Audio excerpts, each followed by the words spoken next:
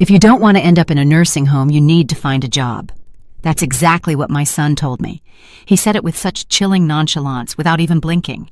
I looked at him and smiled. But it wasn't a happy smile. It was the kind of smile you wear right before you die inside, or before you are reborn in absolute fury. I got up slowly, without a single word. I went to my small room, took my 22-inch blue suitcase, the same one I'd used when I first moved out of the house where I'd raised this man, and started packing the few things I had left. Clothes, a couple of books, an album of old photos, and a letter. 1 hour later, the silence was shattered by the deep roar of a powerful engine. A luxury car, black and gleaming, pulled up to the wrought iron gate. From the window, I watched Jasmine, my daughter-in-law, peek out, her brow furrowed. Marcus approached the gate and shouted, "What on earth is that car doing here?" I didn't answer. I just picked up my suitcase. I closed the door to the little nook I called home and walked out, head held high. But to understand how I arrived at that moment, you have to go back many years with me, to a time when I wasn't a burden, but a mother capable of anything for her son. Marcus was my only child. His father, David, passed away when Marcus was barely 3 years old. A traffic accident on a slick, wet highway. The police told me it was instant. I didn't feel like it was. It took me more than 10 years to learn how to breathe again without the pain cutting me in half. From that moment on, my entire life revolved around Marcus. I worked as a teacher at a public high school in the city, tutored students in the afternoons, and on weekends, I sold used books at the community flea market. I did everything to make sure he had what he needed, and he did. I sent him to good schools, I helped him with his homework, and I stayed up late sewing costumes for his school plays. I even sold my wedding ring to pay for his 12-week computer programming camp when he was 12 years old. I taught him to be responsible, respectful, and to always say thank you and please. I taught him to love books and to stand up for those who had no voice. I truly believed I was raising a noble man. I didn't know I was raising my own executioner. Marcus was a sweet child. When he was little, he used to write me letters on notebook paper. "Mom, when I grow up, I'm going to buy you a house with a garden. You'll have a porch swing and lots of cats." I used to cry reading them. I thought, all this effort is worth it. My son is going to be a good man, but time passes, and with it, promises fade. The first crack appeared when Marcus met Jasmine. She was 24, working at a bank, and ambitious, maybe too ambitious. He brought her home one Sunday to introduce her to me. I remember that day like it was yesterday. "Mom, this is Jasmine," he said with a proud smile. "My girlfriend." She looked me up and down. She was wearing massive, dark sunglasses, as if she were walking a red carpet. "Hi," she said without smiling. "Pleased to meet you." Her handshake was as cold as her stare. That day, I knew something was about to change. And it did. After they got married, Marcus started visiting less. He no longer came for Sunday dinners. He always said he had too much work. When he did call, it was for practical things. "Do you still have my birth certificate?" Or, "Where did you store my high school papers?" One day, I was offered early retirement. My health was fragile, and I felt it was time to rest. I told him the news with excitement. Marcus barely looked up from his phone. "Well, I mean, if you feel good about it." There was no congratulations or thank you for everything, just indifference. But the worst was yet to come. When Amara was born, I knew she would be my last refuge. My granddaughter was a ray of sunshine in so much shadow. At first, Jasmine didn't want me watching her. "I prefer someone young," she'd say. "Besides, Eleanor isn't used to modern babies." Modern babies, as if they were appliances. But eventually, they let me watch her some afternoons. Those were the best moments of my week. I told her stories, we played hide and seek, and I taught her how to write her name in cursive. "Grandma, why do you live in such a tiny room?" she asked me once. "Because it's just right, sweetheart. I don't want to bother anyone." "But you're not bothering anyone. I love being with you." That phrase etched itself into my soul. My relationship with Jasmine continued to deteriorate. She started avoiding me, speaking to me in sarcastic whispers. "Eleanor, can you please not leave your things scattered in the laundry room? Eleanor, close the back door. You're letting the heat out." "Do you have to make noise right now?" It was my house, or at least it had been. They had remodeled it, yes, but the land was mine. Still, I felt like an intruder, an uncomfortable presence. When I tried to talk to Marcus about it, he just said, "Jasmine is very sensitive and sometimes you don't help." It was the first time I felt completely alone. One day Marcus called me into the main living room. I had just finished washing Amara's laundry, and my hands were still damp. "Mom, we need to talk." I sat on the edge of the sofa.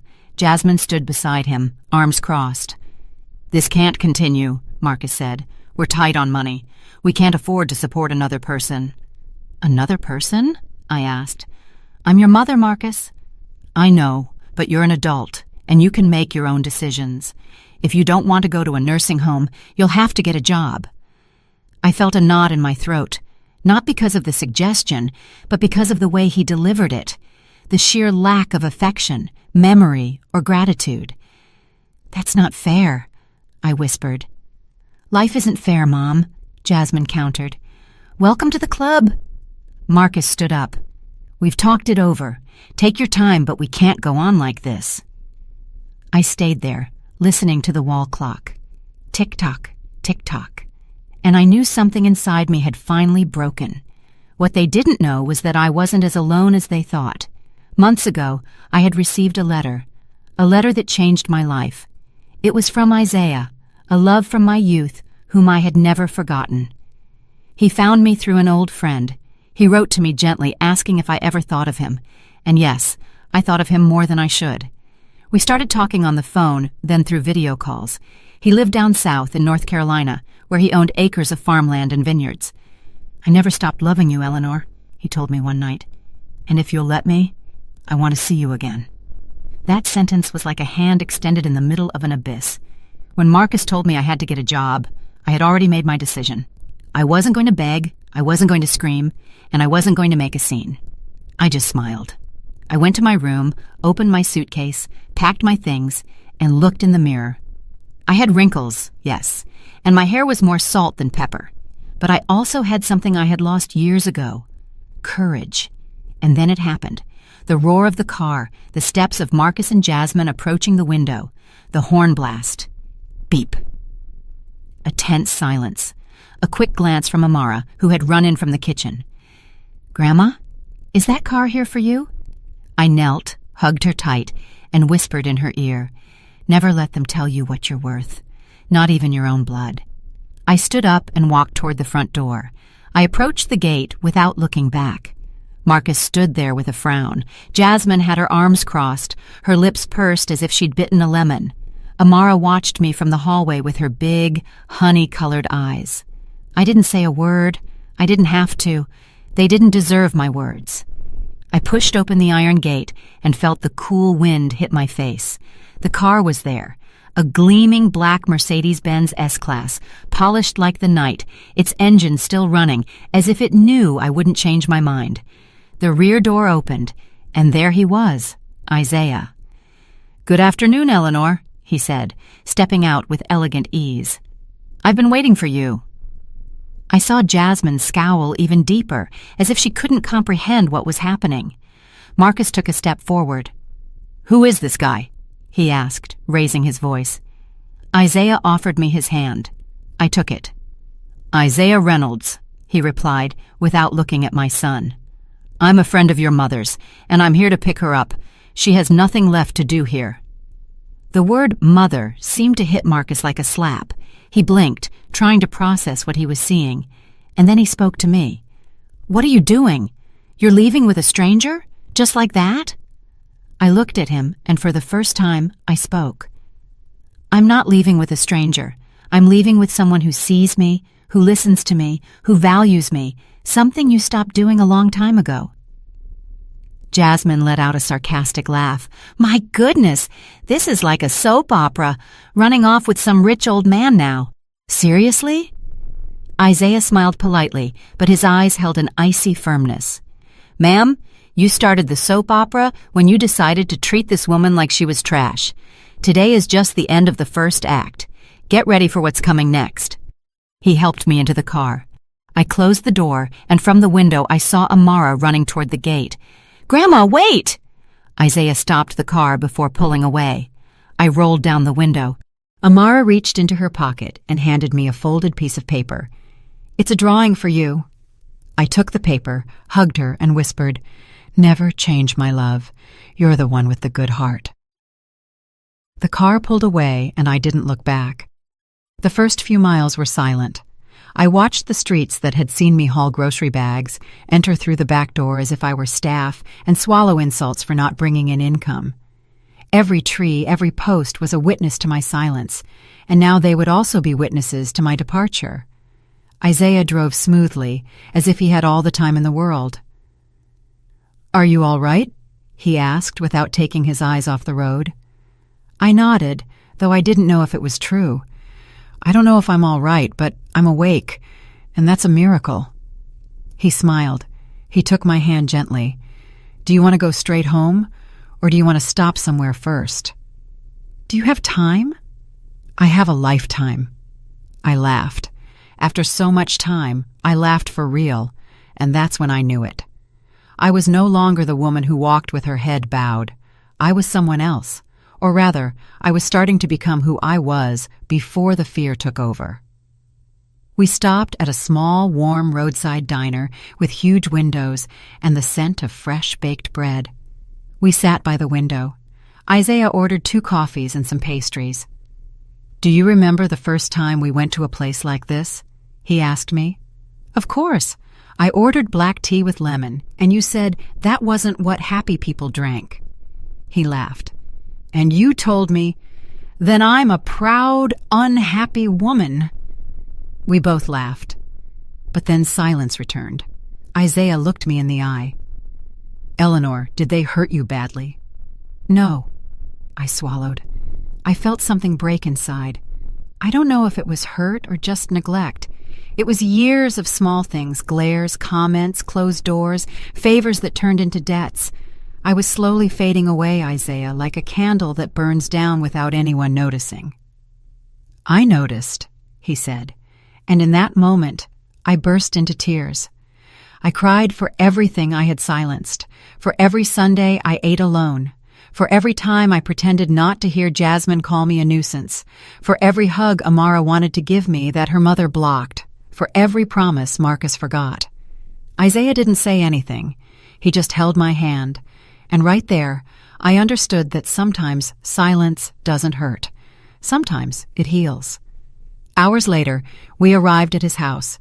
And when I say house, I don't mean an ostentatious marble mansion. It was a spacious, rustic farmhouse, surrounded by vineyards that shone under the setting sun. It had a porch with swing seats, huge windows, and a library that looked like something out of a dream. "This is your room," he said, opening a door. It was warm, with white sheets and a hand-woven rug. On the bedside table was a bouquet of lilacs. "Lilacs?" I asked. "Your favorite," Isaiah replied. I didn't know what to say. I just touched the petals. "You deserve this, Eleanor. You deserve everything they denied you." That night we ate dinner together, hot soup, homemade bread, and a red wine Isaiah had produced in his own winery. We talked about books, old movies, and our youth. At one point, he looked at me seriously. "You know what hurt me the most? That you never looked me up. 40 years went by, and I never heard from you." I was afraid, I admitted. And then life just happened. I focused so much on others that I forgot myself. He nodded. "But now you're here, and I promise you, as long as I have breath in my body, no one will ever make you feel invisible again." The following days were a balm. For the first time in decades, no one was yelling at me.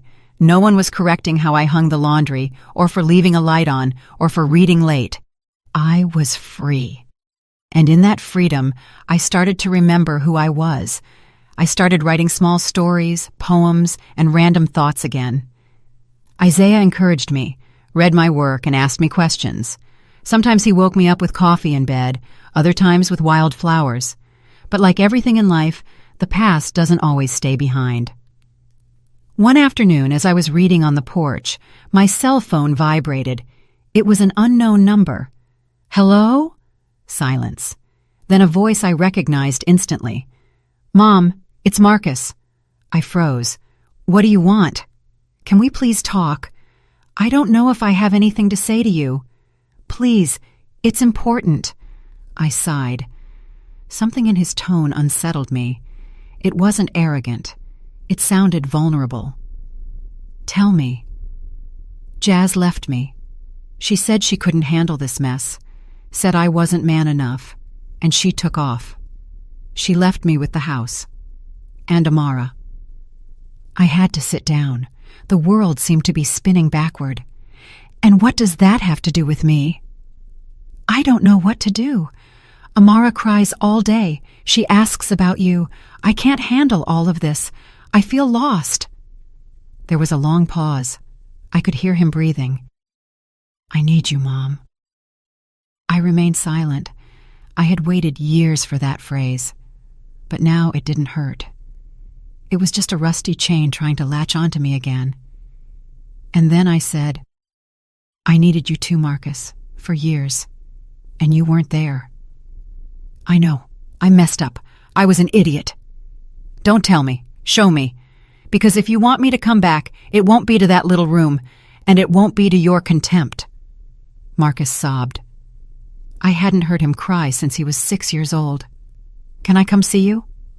I thought for a moment and said what I never thought I would say. Yes, but don't come alone.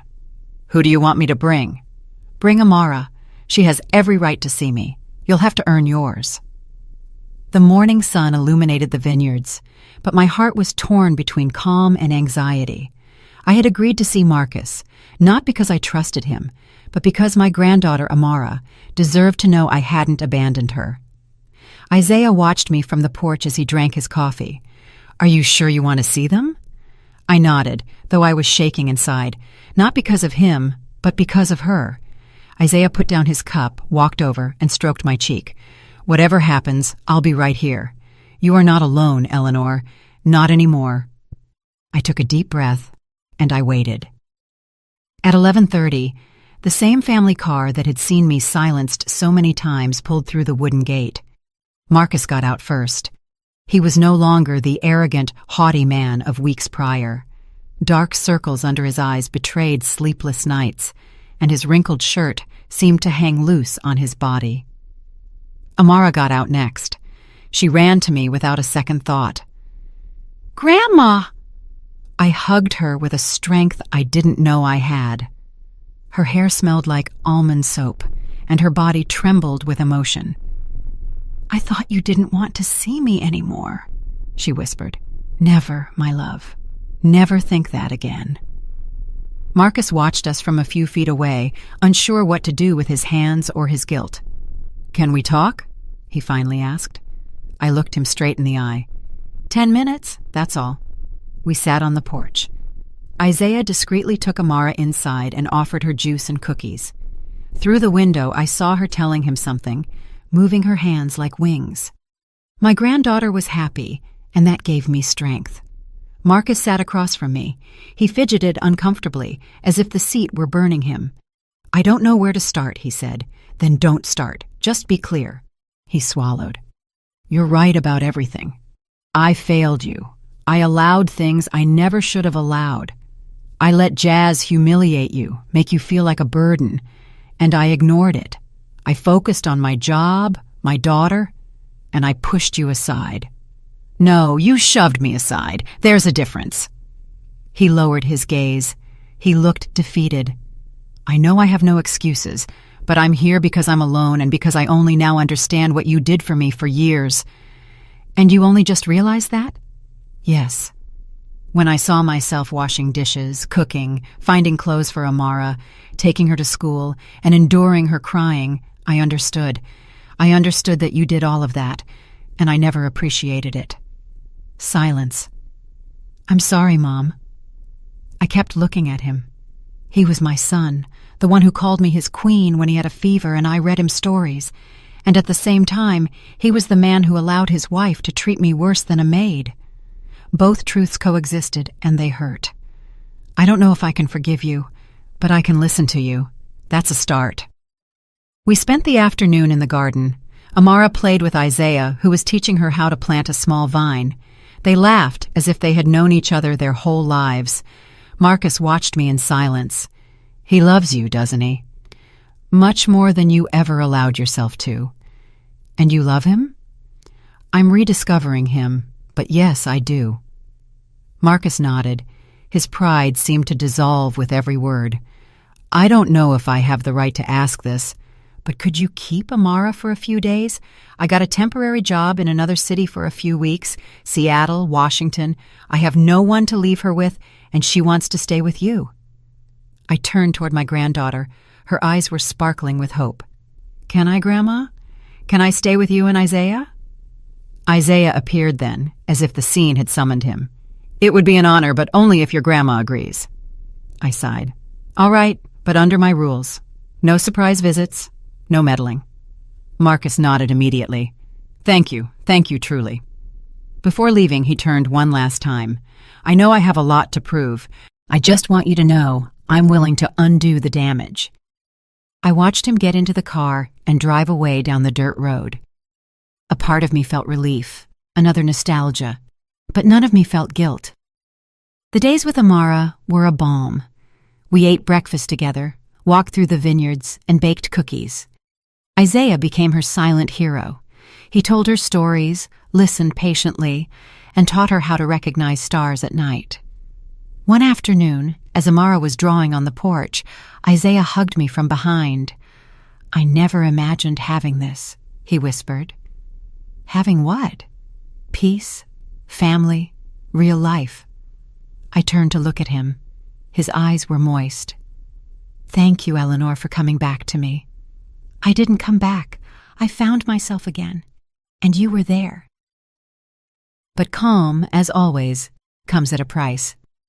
One night, as we were having dinner, Amara got a message on her tablet. It's my mom, she said without looking up. She wants to know if I'm okay, and she told me something weird. What? She said Dad is seeing a girl, that he now has someone to leave me with, and that maybe he won't need me anymore soon. Isaiah and I exchanged glances. How do you feel about that? I asked her.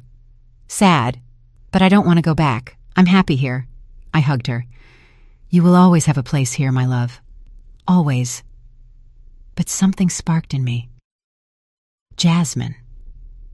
That woman couldn't let go of control, not even from a distance.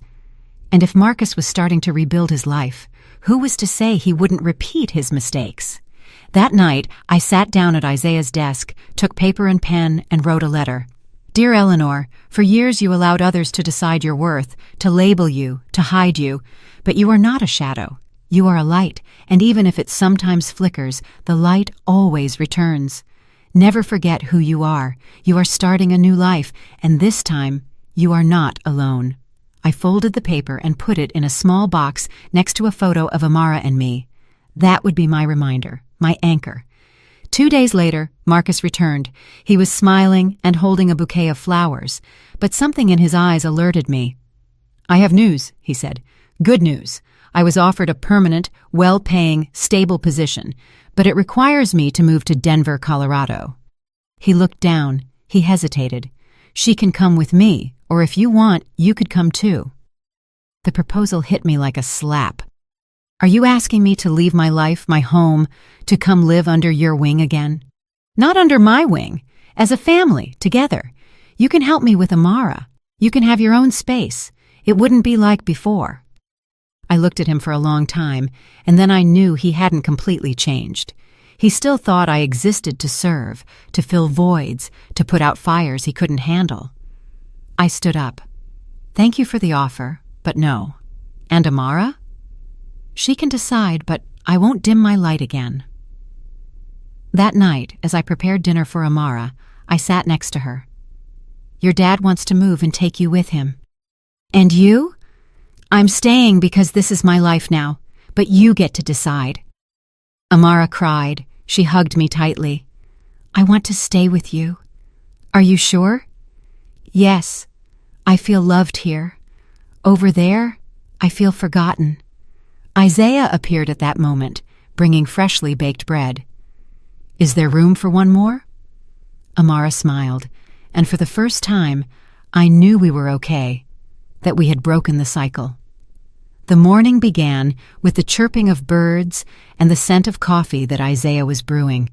Amara was still asleep in the room we had decorated together, full of soft colors and storybooks. It felt like a dream to have built this refuge, this home where love wasn't a debt, but a choice. But dreams, I knew well, could be fragile. Isaiah approached me with 2 cups in his hand and an expression that made me frown. "This came for you," he said, handing me a beige envelope with no return address. I took it cautiously. It wasn't unusual for a neighboring winery to send invitations to events, but when I opened it, I realized it wasn't that. It was a formal letter, cold and precise. This serves to inform you that Ms. Jasmine Holloway has initiated legal action for full custody of the minor child, Amara Hayes, alleging improper retention, emotional manipulation, and an unfit environment for child development. I felt the ground open beneath my feet. "What is this?" Isaiah asked, worried by my paleness. "Jasmine is accusing me of kidnapping my granddaughter." Isaiah read the letter, his jaw tightening. "It's a dirty play, but I'm not surprised. I knew something like this might happen." "What do I do now?" I asked, feeling vulnerable for the first time in weeks. "We call someone.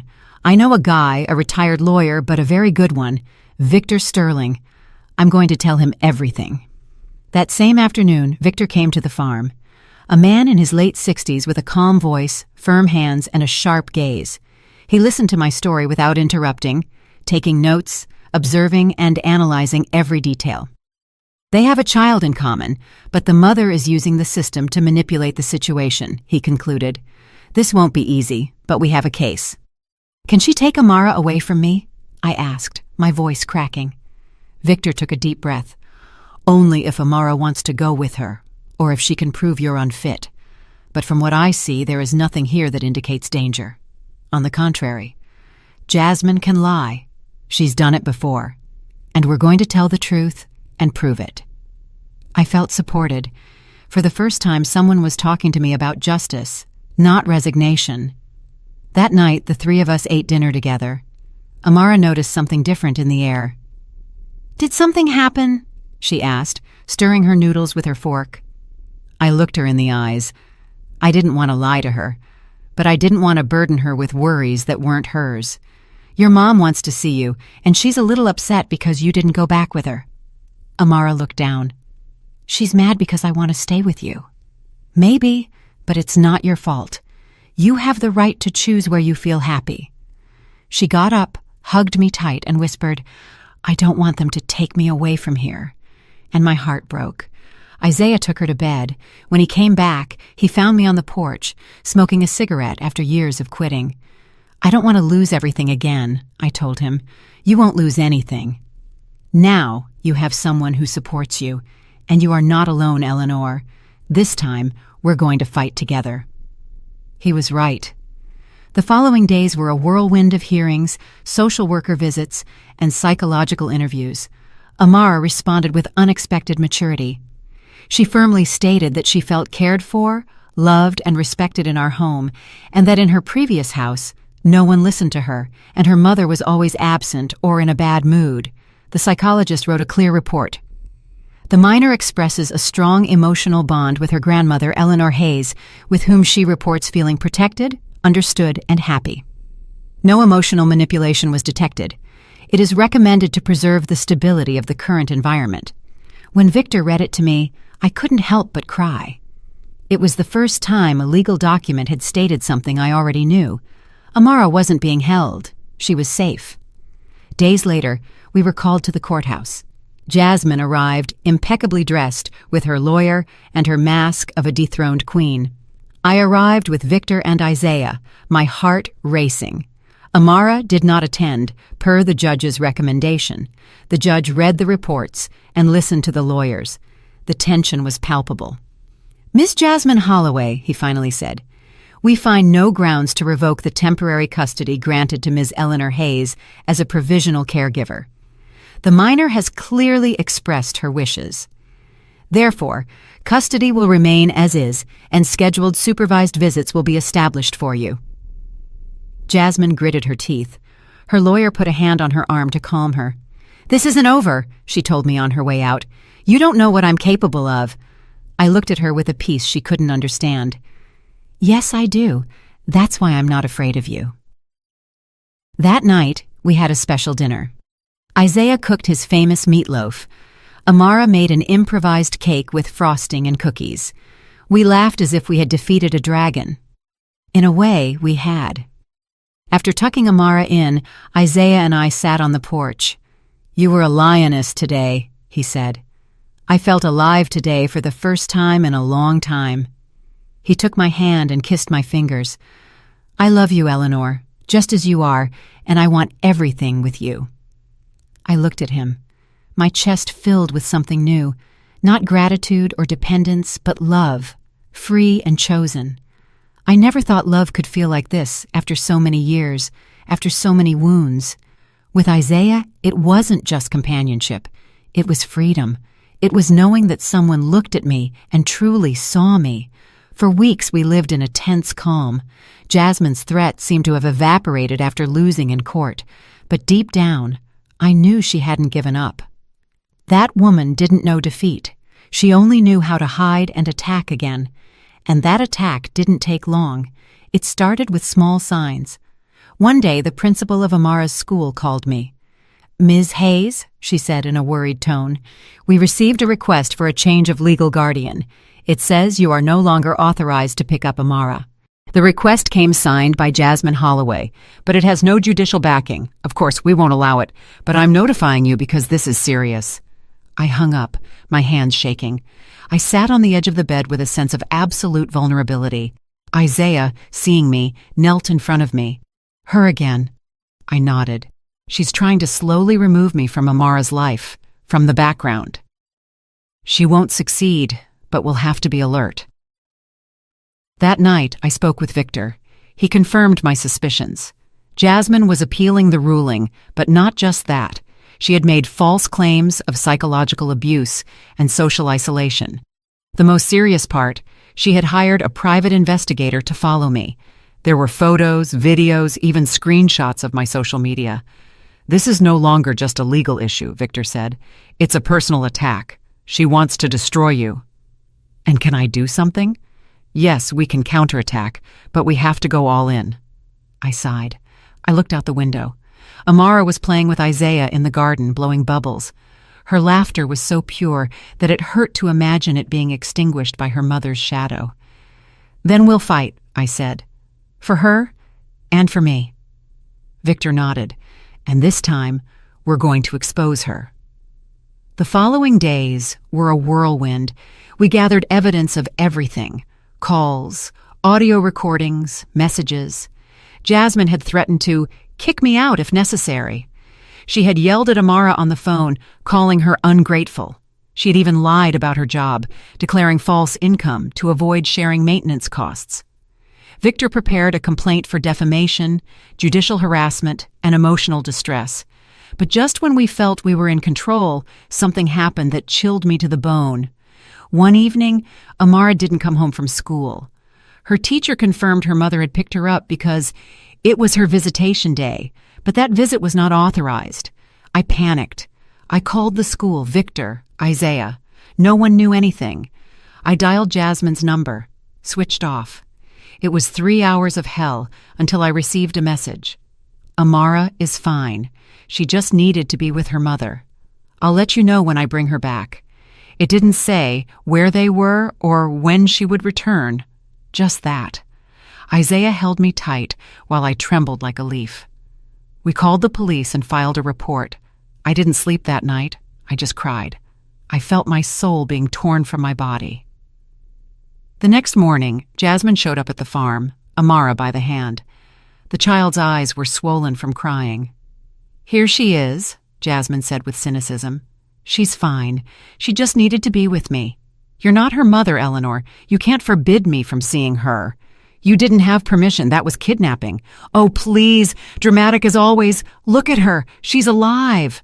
No. Amara pulled her hand away and ran to me. Grandma. I hugged her with a force I'd never felt before. We're going all the way with this, I told Jasmine, my voice trembling but firm. Do it. We'll see who's left standing at the end. And she left.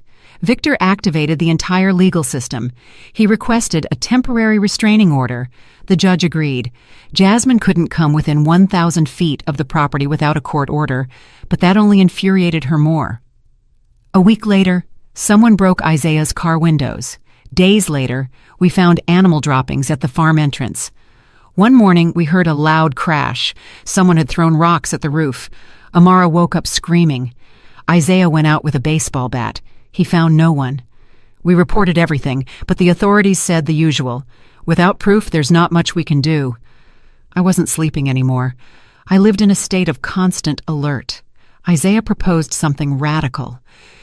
Eleanor, let's move. I have a small house in upstate New York, further away.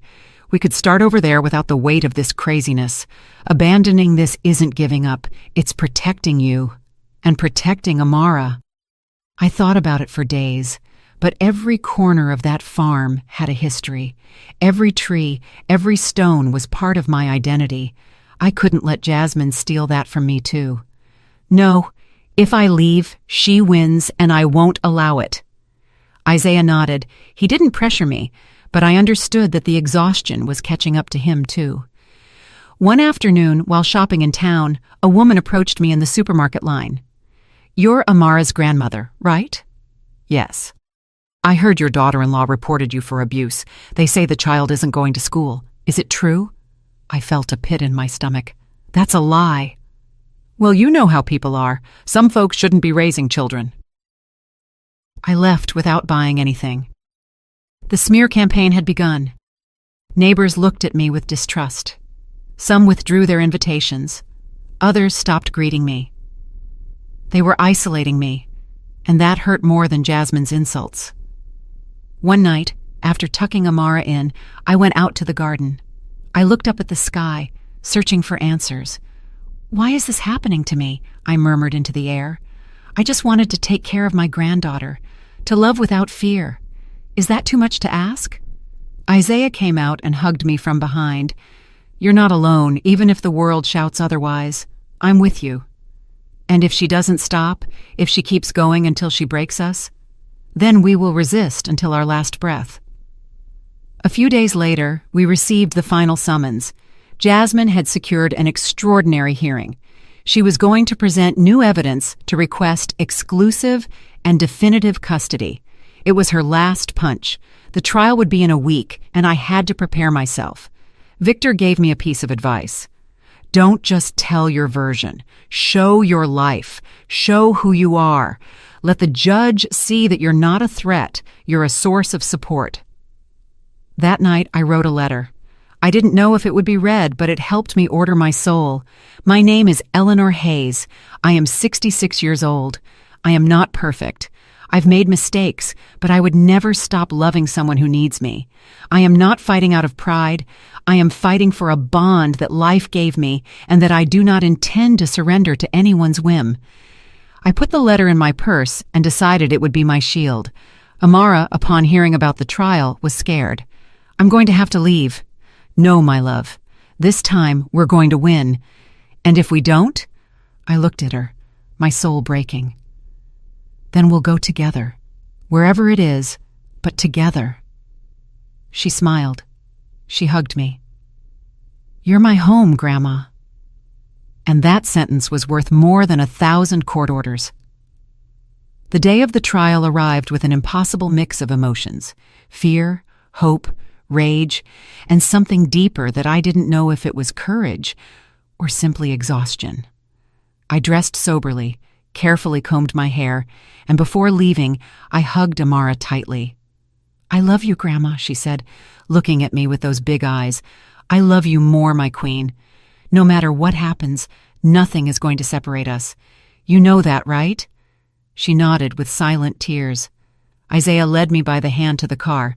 Victor was waiting for us at the courthouse door. "Today, we won't just be defending you," he said. "We're going to show who Jasmine really is." We entered the courtroom. There she was, impeccable, in a tight black dress, hair pulled back, perfect makeup, a mask. She looked at us as if we were insects. I took a deep breath. I wouldn't break. The judge, an older man with a severe expression, started the hearing. "We are here to resolve the appeal presented by Ms. Jasmine Holloway, who requests exclusive custody of her daughter Amara and the revocation of the provisional custody granted to Ms. Eleanor Hayes." Everything was on the line. Jasmine spoke first. "Your Honor, my mother-in-law has emotionally manipulated my daughter, alienated her from me, and interfered with her development, preventing contact with my environment.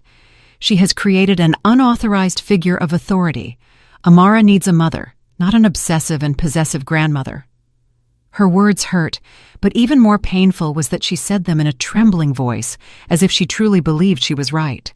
She presented out-of-context videos, one where Amara told me she didn't want to see her mother, another where I called her my baby. Victor stood up. "With all due respect, those fragments show nothing illegal or inappropriate. Showing affection or respecting the wishes of a child who suffers distress upon seeing her mother does not constitute alienation." The judge nodded without comment. Then Victor counterattacked. He called Amara's teacher to the stand. She testified that the girl had often arrived at school crying after visits with her mother, that she had shown fear, and that she once told her, "My mom yells at me if I talk about my grandma." Jasmine denied everything, feigning indignation. Next, a neighbor took the stand, a brave older woman who had heard Jasmine screaming when she came to pick up the child. "It's not right," she said. "Eleanor raised that child with love. That girl, the mother, only shows up to cause trouble." Then Victor requested that the testimony of Amara, recorded by the court psychologist, be heard. The courtroom fell silent. "My grandma takes care of me. She reads me stories. She hugs me when I'm scared. With my mom, I get scared. I don't want to live with her." The words were soft, but the impact was brutal. Jasmine turned pale. Victor concluded powerfully. "We are not asking to take away her right to be a mother, but we are asking that the minor's well-being be prioritized and that well-being, without a doubt, is with Eleanor." Finally, the judge allowed me to speak. I stood up with the letter in my hand. "Your Honor, I did not come here to fight out of pride. I came because I could not stand idly by while a child was torn from her only safe haven." I read the entire letter. Every word came from the depths of my soul. "I am not perfect, but I have given everything for Amara. I have protected her with my body, my time, and my love. I do not ask for recognition. I only ask that I be allowed to continue caring for her as she needs, as I need." When I finished, the judge lowered his gaze. The room was silent. He sighed, paused for a long time, and then spoke. "This court rules that the provisional custody granted to Ms. Eleanor Hayes shall be maintained and made permanent. The biological mother will maintain a supervised visitation schedule and must begin a therapeutic process before requesting any future modification." I felt the world stand still. Isaiah squeezed my hand. Victor smiled, and Jasmine remained motionless, as if she couldn't comprehend what had just happened. The judge added, "This court also recommends that the plaintiff refrain from making unfounded legal actions or smear campaigns under penalty of more severe sanctions." We had won. Outside the courthouse, Amara was waiting for me with Isaiah. When she saw me, she ran toward me with a huge smile. "Can we go now?" "Yes, my love, we are free now." I hugged her. I felt her heart beating against mine, and I knew that no matter what happened, nothing could break this bond. Jasmine came out minutes later. She looked at me with pure hatred. "Enjoy your victory. It won't last." "It's not a victory," I said calmly. "It's justice. This isn't over, you ridiculous old woman." "It already is, even if you won't accept it." She turned and walked away with furious steps. I watched her disappear into the crowd. For the first time, I didn't feel fear. I felt pity, because she had lost everything out of pride and didn't know how to love. The following days were a tense calm. I kept looking over my shoulder, but Isaiah convinced me to install cameras on the farm. We also hired an extra lawyer for any eventuality. Little by little, the community started to warm up again. Some apologized, others just stayed silent, ashamed. But I didn't hold a grudge. I just wanted to move forward. Amara returned to her classes happily. She started drawing again, singing, and playing without fear. I started smiling again, too. Isaiah and I shared long afternoons in the garden. We talked about life, the future, and the love that had arrived when we least expected it. One afternoon, as we watched the sunset, he took my hand. "I love you, Eleanor. And I love you. Will you marry me?" I looked at him incredulous. "Are you crazy?" "Yes, for you." We laughed and cried. I said yes. The wedding was intimate. Just a few friends, Victor, and of course Amara, who carried the rings and cried with emotion. I never imagined wearing white again, but I did it not for tradition, but as a symbol of rebirth. Inside me, there were no longer any ruins, only seeds of something new. A few months later, a black van stopped in front of the farm. Amara and I were planting flowers. Isaiah was reading the paper under the porch. A man in a suit got out of the vehicle. "Ms. Eleanor Hayes?" "Yes. I'm from Horizon Publishing. We have a proposal for you. The judge shared your letter with us in a legal forum. It moved us deeply. We would like to publish it, and if you are willing, accompany it with your complete story." I was speechless. My story. Yes, we believe many women need to read it, to see that they can resist, that they are not alone. Amara squeezed my hand. Isaiah approached, smiling. "What are you going to tell him?" "Yes," I said, "because I'm no longer afraid to tell people who I am." I accepted the publishing proposal without knowing exactly what I was getting into. I had never written anything longer than a grocery list, but when I sat down in front of the blank notebook, the words began to flow as if they had been waiting for years for their turn to breathe. The first sentence I wrote was, "My name is Eleanor Hayes. They told me I was old, that I was a nuisance, that I should be quiet, but one day I decided to stand up." For weeks, I dedicated every morning to writing, remembering, crying, and healing.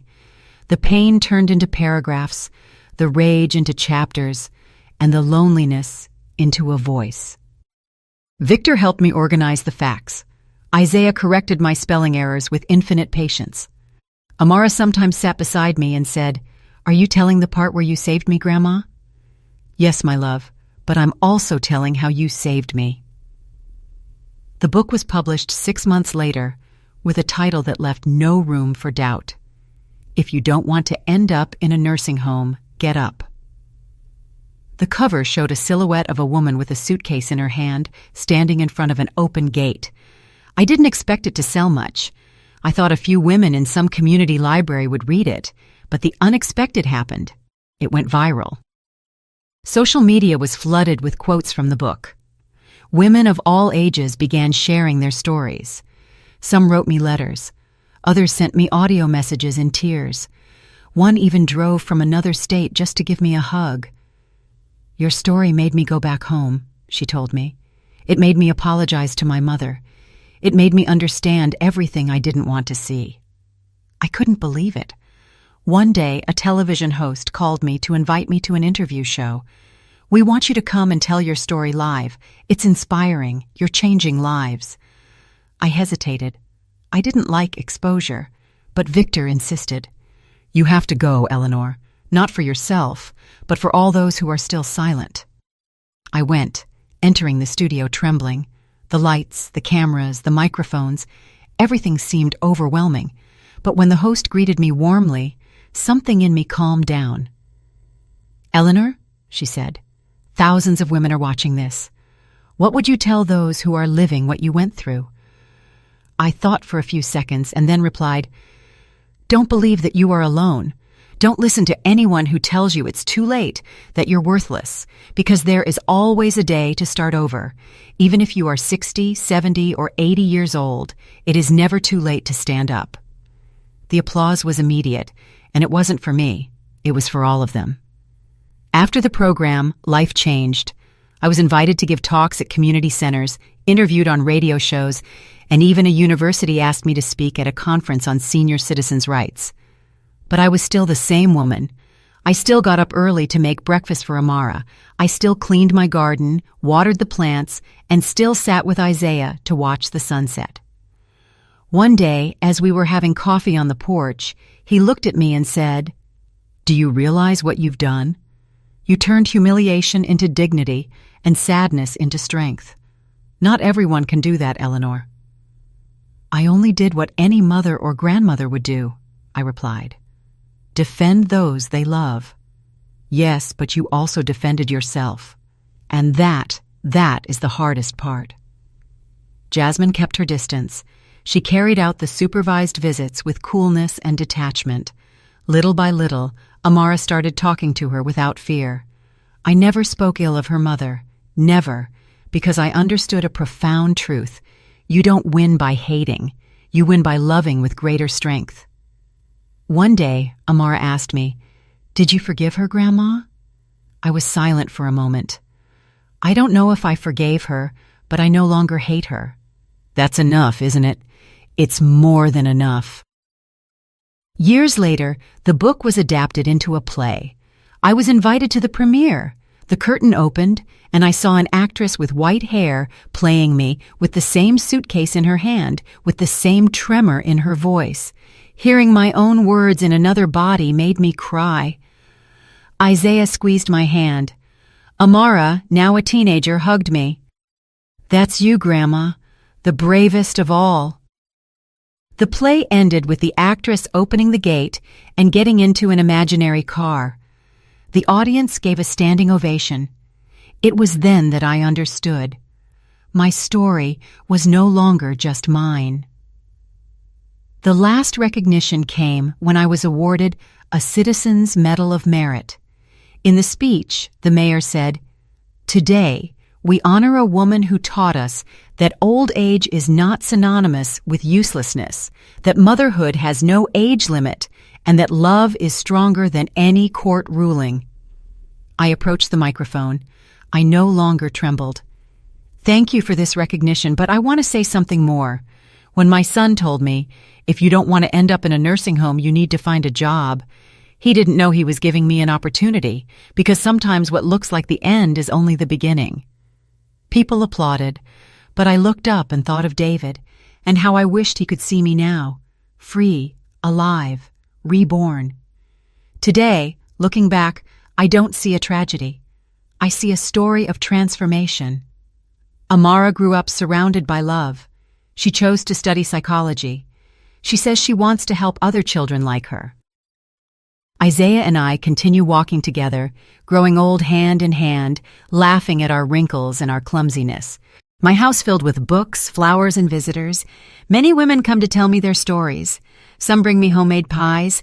Others just need to talk. I always listen. And every time they ask me how it all began, I tell them the same thing. It started with a phrase, a humiliation, but also with a smile, a suitcase, and a car that arrived just in time, because it wasn't the luxury, it wasn't the new husband, and it wasn't the book. It was choosing not to fade, not to surrender, not to believe what others say you are. Because the fire we have inside is not extinguished by contempt, it is ignited by determination. And if someone ever tells you that you are old, that you are useless, that you are in the way, remember this: you are not what others say. You are what you decide to be. And if they tell you, if you don't want to end up in a nursing home, you need to find a job, smile, stand up, open the gate. Because maybe your new life is waiting for you right there. They say that when one door closes, another one opens. But what no one tells you is that sometimes you have to have the courage to cross it alone, with your back straight, with your suitcase shaking in your hand, with your soul in pieces, but willing to put yourself back together. I crossed that door, and on the other side, there were no easy promises, no immediate comfort. What I found was uncertainty, silence, and a freedom that scared me. Because yes, freedom is frightening when you're not used to choosing for yourself, but I chose at every step, with every tear, with every written word. I chose to rebuild myself. I chose to listen to my voice, the one I had silenced for decades. Today, I live in a modest but warm house with windows that let the light in as it never did before. Amara is no longer a child. She is a brilliant, sensitive young woman with that mix of tenderness and strength that only well-healed scars can leave behind. Isaiah grows old with me. His presence is a refuge, not a life raft. I don't need him to save me. I only need him to accompany me, and he does so every day with a quiet smile and a silence that says more than 1,000 speeches. Our routine is simple. We eat breakfast looking out at the garden. Amara sometimes joins us with her cup of tea, and we talk about simple things, books, flowers, dreams. But sometimes the conversation turns deeper. "Grandma," she said to me one morning, "do you regret everything that happened?" I thought about answering yes, that I wished I had never suffered, that I wished my son hadn't betrayed me, that I wished David were still alive. But lying to her would be robbing her of the truth. No, my love, I don't regret it, because if all of that hadn't happened, I wouldn't be who I am today, and you perhaps wouldn't be here with me. She smiled. She hugged me without saying more, because she understood. Over the years, I learned that life is not a straight line. It's a spiral. Sometimes you go up, sometimes you go down, and sometimes you feel like you're in the same place. But you are not the same person. I am not the same woman who trembled at the sound of her son yelling, nor the one who bowed her head when her daughter-in-law humiliated her, nor the one who thought she had no place left in the world. Now I am the woman who writes, who hugs, who listens, who guides. I am the grandmother who receives letters from other grandmothers, mothers, and daughters, women who tell me, "Thank you for telling your story. You gave me courage." And I answer them, "The courage was already inside you. All it took was for someone to remind you." Sometimes older women are invisible to the world, as if we have nothing left to say, to contribute, or to live. But that is a lie. We are living libraries. We are roots. We are history and future. They made us believe that after a certain age, all that remains is waiting. But I say the opposite. After a certain age is when everything becomes clearest, when you no longer need to prove anything, when the only thing that matters is living truthfully. Once, at a talk I gave at a university, a student asked me, "What is dignity to you?" I smiled at her and replied, "It's being able to look at yourself in the mirror without lowering your gaze. It's not needing anyone's approval to know your worth. It's choosing yourself every day, even if no one else does." She remained silent, nodded, and I knew she had understood. If I had to leave one message for every woman who hears my story, it would be this. Don't wait for someone else to rescue you. Don't wait for them to value you before you value yourself. Don't wait for them to applaud you before you stand up. Do it anyway. Do it trembling. Do it with fear, but do it. Because sometimes life begins right at the moment you decide not to be the victim, but the author of your own story. And if you ever have to pack a suitcase, don't see it as an end. It's just the prologue to everything you're going to write next. Did you like the story? And which city are you listening from? Let's meet in the comments. If you like the story, you can support me by sending a super thanks so I can keep bringing more stories like this. Thank you so much for your sweet support. I'm looking forward to your comments on the story. On the screen, you can see 2 new life stories that I highly recommend. There's so much more on my channel. Don't forget to subscribe. See you in the next life story with love and respect.